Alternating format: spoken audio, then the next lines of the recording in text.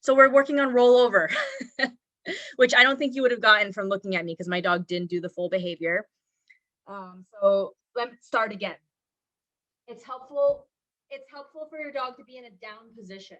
So you're going to have some treats in your hand. I have multiple treats, but I'm not giving my dog all of them. You're going to lure them. I dropped one. You're going to put the treat in front of their nose and guide it slowly in towards their chest and out along the ground. Yes. Say good and give your dog a treat every step of the way. Rollover is a very quintessential trick, but it's composed of many, many steps. Look at how square his hips are, and we're going to work on getting those hips to the ground. To do that, I'm going to move the treat from his nose towards his hip on one side. So watch what happens when I do this slowly with the lure in my hand. First in a down position. Yes. So did you see how he dropped his hips in shifting his weight that way? That's exactly what I wanted. So now when your dog's hips are on one side, you're going to draw a different line with your lure. You're going to move the treat from their nose around the back of their neck. So yes. And then to follow it, you see how now they put their entire shoulder on the ground. This is pretty much halfway to a rollover trick. And I was just saying when I didn't realize audio was out, that this position is a very useful position to teach. I've covered it in previous live streams. You could call this play dead or settle or relax, but this is really great for basic husbandry, teaching your dog to be calm while you examine their paws or check for ticks or things like that. But we're going to keep going because the trick is roll over here. So now when your dog is fully flat, you're going to take a treat, put it in front of their nose, and move it further back towards their back. So just slowly move it. Watch his hind end. He's being a goober. So I'm going to reset here. So if your dog is standing, you need to sit first. If your dog is sitting, you need to down first, right? All of these are steps that lead into each other. Now move the treat from your dog's nose behind towards their hip and then behind their neck. And now keep moving it towards their back. Yes, and treat. And there we go. You did it. Awesome. Roll over is a great example of a really, really, I don't know what to call it. I mean, it is quite the simple trick, but it's a great example of how even a simple trick would do well being broken down into many, many steps to help a dog succeed.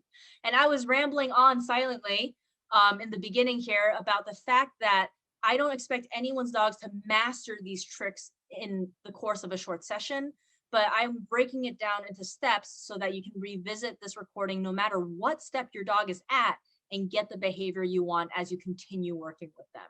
So let's do this again, and then we'll move on to a different trick. So I have some treats here, but I'm not giving them all to my dog at once. If your dog is standing, you need them to sit first.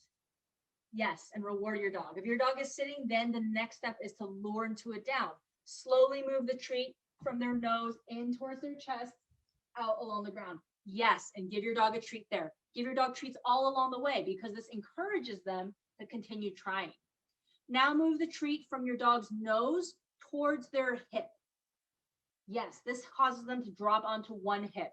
Now move another treat from their nose around the back of their neck on the same side. Yes, that causes them to lower their shoulder to the ground. Now move another treat from their nose towards their back. Yes.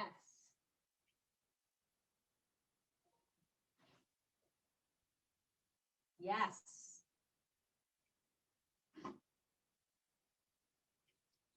Yay! And did you see me pointing towards his rear? Because it didn't happen all at once, right? But he slowly tipped over, and there's that rollover for you. It is so worth it to break these skills down, because if you rush through it, your dog's just going to get frustrated and get up, and then you're not going to get anywhere. So that was roll over, and now we're going to work on crawl. Crawl is a super cute trick. I'm glad to be showing this one because my dog's actually not very good at it. And then I truly need to be good at explaining the steps. He's just drinking some water right now.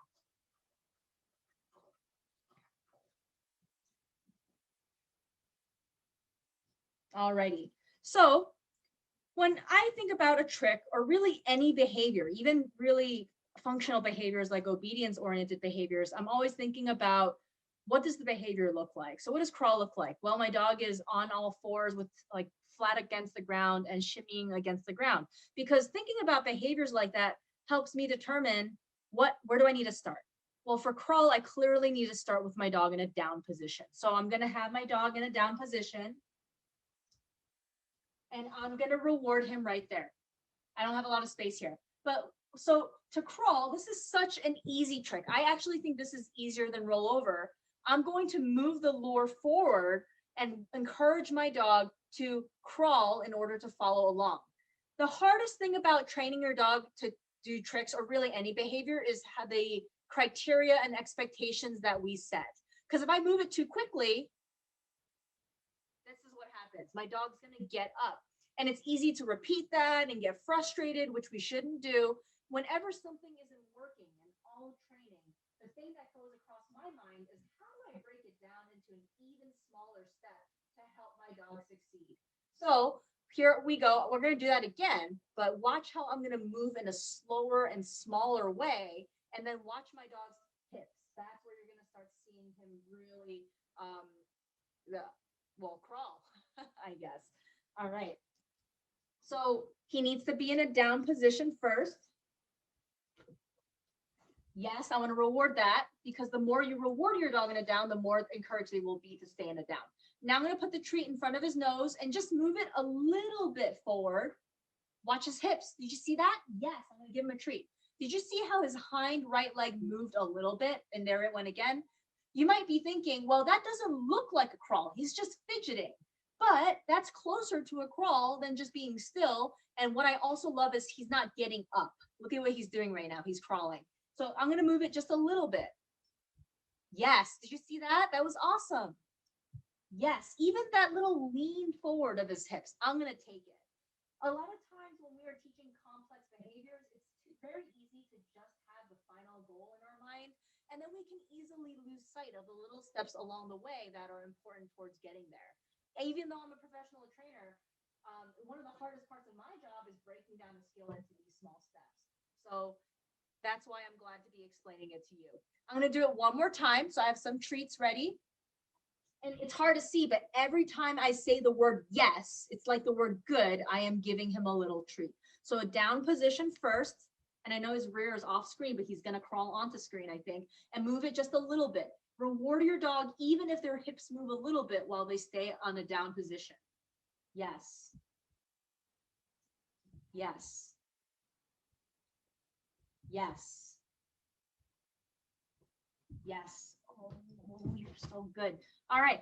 So, ouch, that hurt. He actually bopped me in the face with his spine, but I kind of asked for it there. So you saw my dog isn't great at this skill. I haven't really worked on this very much, but you saw how when I moved very slowly and broke it down, he started doing it.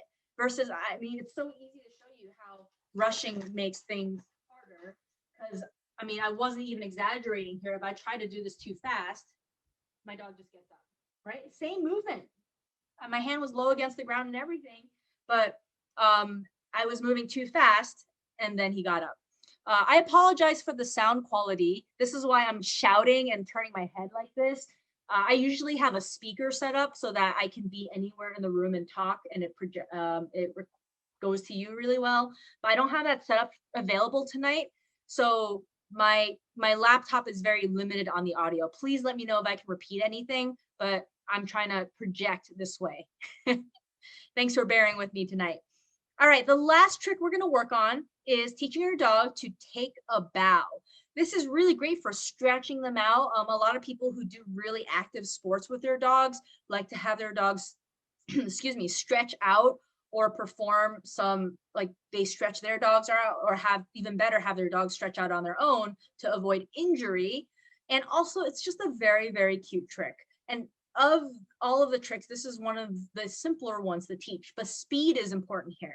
So, you know, it's so funny, when I talked about crawl, I was talking about how important it is to go slow. And for this one, sometimes going fast is better.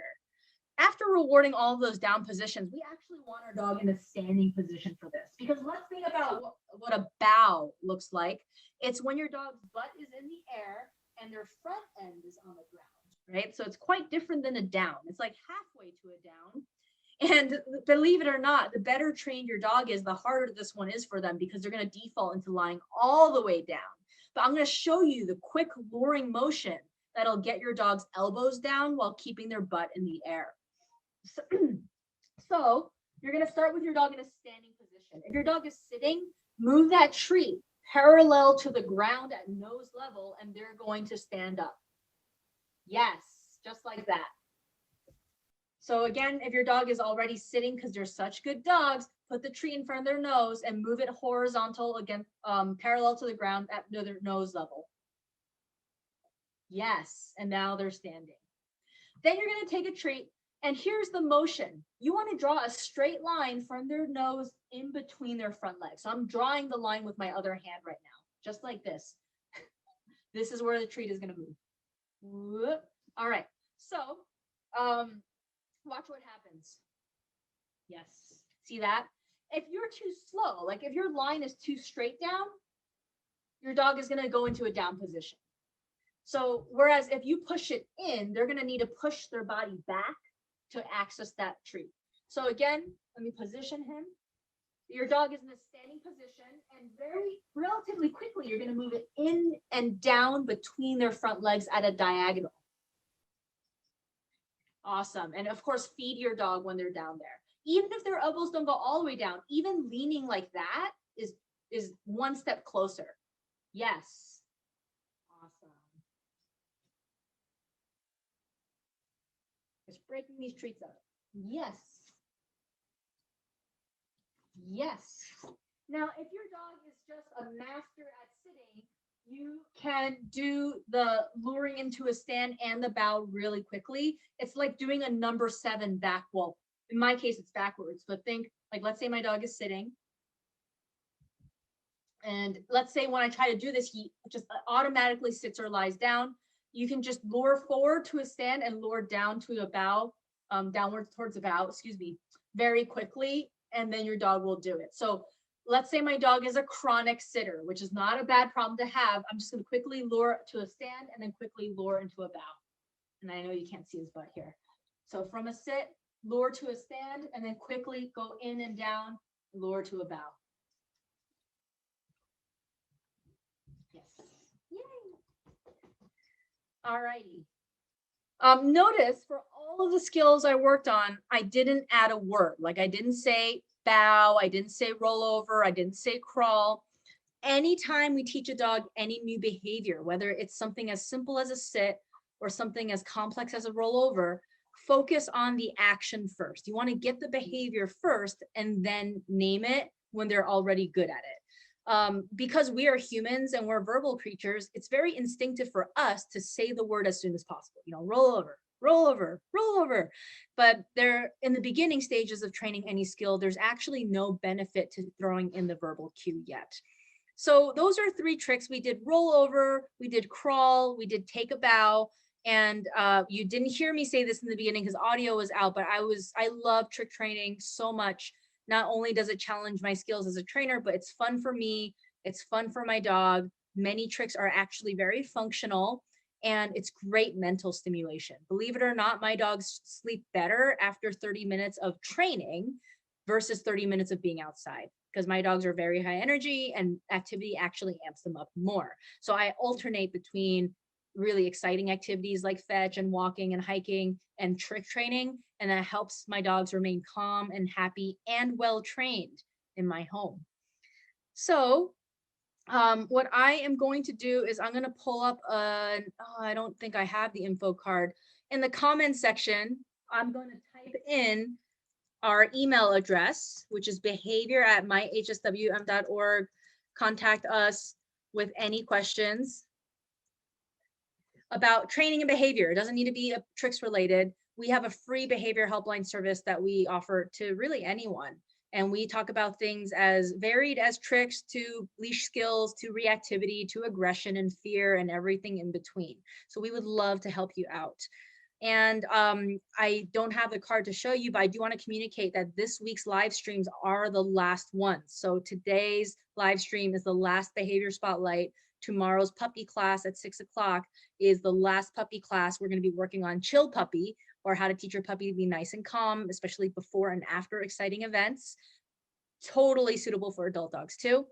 And the reason why we're toning down the live streams is I'm very excited to announce that we are going to be offering some in-person group classes. We're still going to be working outside. We're going to be very careful, and I don't have exact dates yet, but we will post that on our Facebook page when enrollment is available. We are going to be focusing on outdoor skills like coming when called, off-leash skills, and loose leash walking. As the weather is getting better, I think people are going to be seeking help for those topics. So we're going to offer that. Thank you so much for bearing with the technical difficulties tonight. It has been such a pleasure for me, and I'm sure I can speak for Meg when I say it has been a pleasure for us to be doing this for you guys, especially during such a difficult time. And all of our live streams, all of them are available on our YouTube channel, HSWM. You can also access them by going to the video section of our Facebook page, and all of them are there. Totally free. You can share it with your friends, share it with your neighbors who just got a new dog or whatever, because we're here to help people. All right, that's all I have for you guys tonight. Thank you so much, and I hope you enjoy the rest of your evening.